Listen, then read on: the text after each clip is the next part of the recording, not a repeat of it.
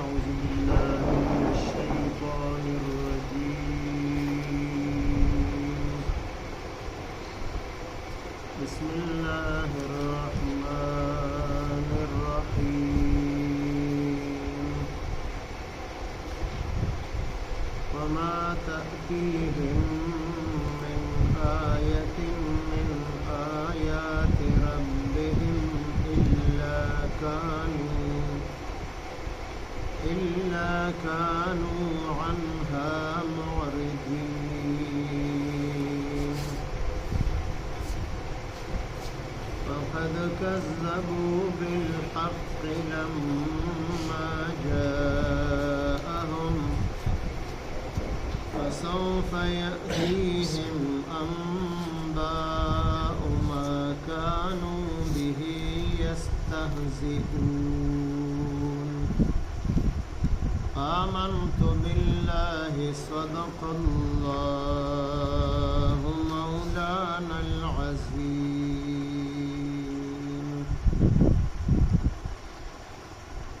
سورة مائدہ وم سپارہ آیات نمبر 4-5. ان مخکې آیاتونو مبارکو کې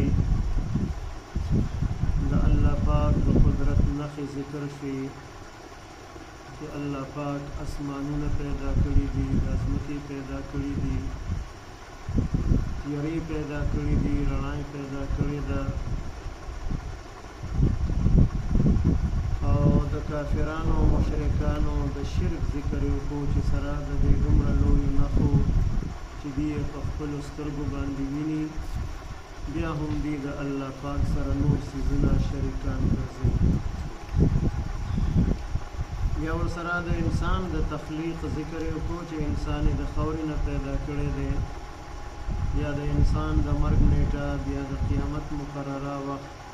دا ټولې خبرې مخکې آیاتونو مبارکو کې ذکر شوي چې دا هر څه دي په خپلو سترګو باندې ویني، او چې کومه یوه نښه، کومه یوه معجزه د الله د قدرت نښه دي ته ښکاره کېږي، نو دوی د غفلت شکار دي، بل طرف ته مخ اړوي، په هغې باندې غور او فکر نه کوي چې دا دومره لویې نښې د الله د قدرتو دا دلیل په دې خبره باندې دی چې الله پاک د عبادت لایق دی، بل څوک د عبادت لایق نشته. یو یو نښه دې ته راځي د الله پاک د طرف نه، او دوی د هغې نه مخ اړوي، ایمان پرې نه راوړي. او بیا په هغه ټولو نښو کې د ټولو نه لویه نښه هغه قرآن مجید دی، او د رسول الله صلی الله علیه وسلم ذات اقدس مبارک دی چې دا دواړه خبرې دی په خپلو سترګو باندې ولیدلې. د قرآن مجید نازلېدل، د نبي علیه السلام مبارکه هستي دا دی په خپلو سترګو باندې ولیدل، او دا هم ورته په علم کې وه، معلومه وه ورته چې نبي علیه السلام د نبوت نه مخکې 40 کاله زندګي د دې مشرکانو په منځ کې تېره کړې ده چې دوی ورته په خپله باندې صادق او امین لقب ورکړی و چې دا رښتینی دی، دروغ نه وایي، دی امین دی، د چا په امانت کې خیانت نه کوي. او دا ورته معلومه وه چې نبي علیه السلام د چا شاګردي نه ده کړې، د چا نه لیکل لوستل نه دي زده کړي، سکول، کالج، یونیورسټۍ او مدرسه کې سبق نه دی ویلی، او دوی به ورته امي ویلو، انپړ.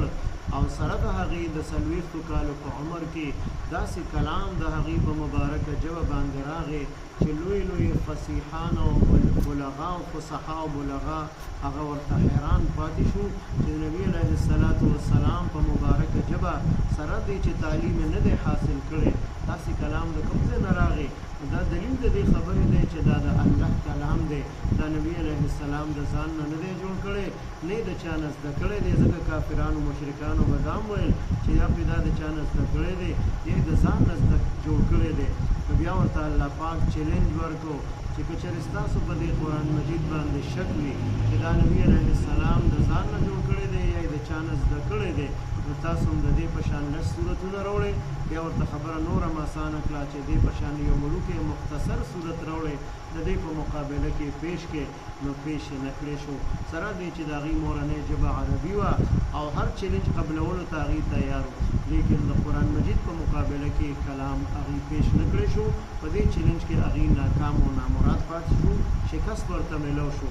نو دومره لویه معجزه د قرآن مجید په شکل کې هغه ورته مخې ته راغله، هغې هم دروغ وګڼله. نو چې کله دوی باندې عذاب راځي د دنیا، یا قیامت پې راځي یا مرګ پې راځي، او د دې ټولو خبرو نه دی انکار کوي او په هغې پسې ټوکې مسخرې کوي چې کله به عذاب راځي، کله به قیامت راځي. نو چې کله راشي نو دوی ته به حقیقت ښکاره شي، خو بیا د هغه وخت ایمان راوړل هغه به د دوی دپاره معتبر نه وي. که دوی وایي چې اوس عذاب راغی موږ ایمان راوړو، نو څنګه چې فرعون په عذاب کې هلاکېدو ایمان یې راوړو په الله پاک قبول نه کړو، دغه شان د کافر ایمان الله پاک نه قبلوي. یا په دې باندې قیامت قایم شي او دوی بیا وایي چې موږ خو هر څه په سترګو ولیدل، اوس ایمان راوړو، دغه ایمان به نه قبلېږي. نو چې د مرګ نه مخکې چا ایمان راوړو او د مرګ د آثارو شروع کېدو نه مخکې چا توبه وویستله، دغه ایمان هم الله پاک قبلوي او دغه توبه هم الله پاک قبلوي. وما تأتیهم او نه راځي دوی ته من آیة یوه نښه من آیات ربهم د دوی د رب د نښو نه، یا د الله د قدرت نښې مراد دي یا د قرآن مجید آیاتونه مراد دي. چې آیاتونه ورته راځي د الله د قدرت نښې راځي، یا ته معجزې مراد دي چې معجزې ورته ښکاره کولی شي. الا کانو مگر دی دا خلق دا مشرکان عنها د دغې نښو نه د دغې معجزو نه معرضین مخ اړوونکي، غفلت نه کار اخلي، غافله د دې نه پاتې کېږي، په هغې کې سوچ او فکر نه کوي چې دوی پې ایمان راوړي. او بیا د قرآن مجید لویه معجزه دی ته وړاندې شوله. فقد کذبو نو یقینا چې دوی دروغ وګڼو بالحق حق نه مراد قرآن مجید دی، یا د نبی علیه السلام ذات اقدس مبارک کې نه مراد دی. لما جاءهم هر کله چې دا حق راغی دوی ته د قرآن مجید په شکل کې یا د نبی علیه السلام د ذات اقدس په شکل کې، دای دروغ وګڼل. نبی علیه السلام باندې ایمان رانوړو او په قرآن مجید هم ایمان رانوړو، دواړو نه انکار وکړو. او بیا چې د عذاب خبره به ورته ذکر کېده نو کله به عذاب راځي، که د قیامت خبره به ذکر کېده وایي کله به قیامت راځي، هغه عذاب په موږ زر راوله، هغه قیامت په موږ باندې زر راوله، موږ ته مقررات تاریخ وښایه.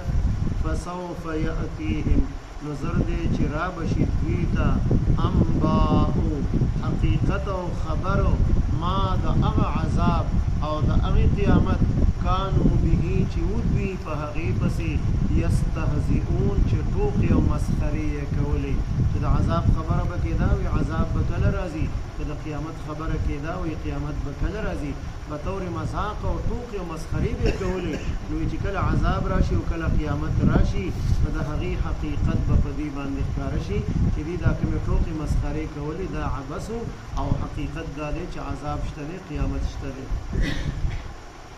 وما تأتیهم او نرازی دویتا من آیت یو آیت یو نخا یو معجزه من آیات ربهم دوی د رب د نخونه الا کانوا عنها معرضین مگر دوی دا غین مخ اړون کی دی ایمان نروړي. فقد كذبوا بالحق یقینا چې دی دروغ وګڼه د حق خبره لما جاءهم هر کله چې راغی دا حق دوی ته حق ورته ورسېدو وی پېژنده چې دا حق دی خو بیا ایمان نه راوړي. فسوف یأتیهم زرد چې را بشي دوی ته انباء حقیقت او خبر ما د هغه څه کانوا به یستهزئون چې دوی په هغې پسې ټوکې مسخرې کوونکي.